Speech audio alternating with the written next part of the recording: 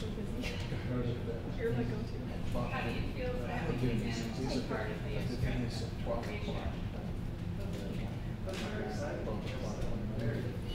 Real pleased to have the Wombats here at the Toronto Zoo. We, of course, have Hamlet that's 30 years old, and we have bred them before in the past. This is a partnership with Brookfield Zoo, who maintains field research in Australia.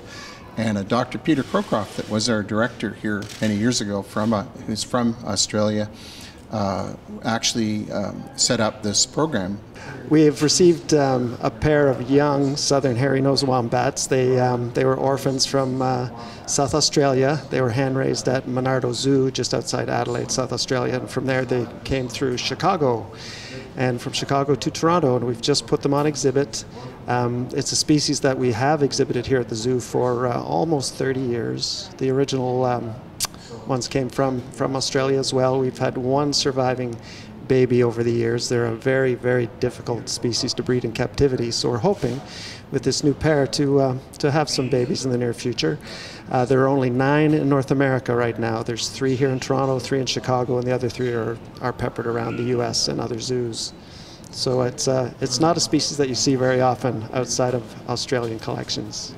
So it's really nice to have a captive breeding program for them here in North America as well as in Australia, where they're bred in the various zoos there in their homeland. The idea is to have a captive population outside of Australia. They're not an endangered species. There is a hairy-nosed wombat in northern Australia that is critically endangered. It's one of the most endangered species in captivity, so hopefully the experience we gain breeding the southern hairy-nosed wombat will help save the northern species, which is a totally separate species, fairly similar looking, but one of the most critically endangered species on the planet.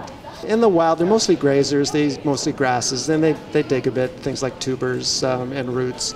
Here at the zoo, they get hay and they get a dry pelleted diet, but they also get some vegetable matter like yams and carrots. But it's a pretty dry diet. They have teeth like rodents that continuously grow and wear down as they eat, and it's the only marsupial that has that feature of constantly growing teeth. These animals will be here on a permanent breeding program, and we will of course be working with the other zoos in North America that have them, and we will exchange animals according to genetics and their source, where they came from.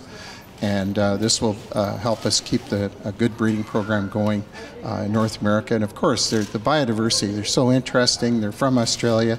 They're neat animals, and of course, children love them. They're unusual looking, and they provide some of the biodiversity we can display here at the zoo to the public.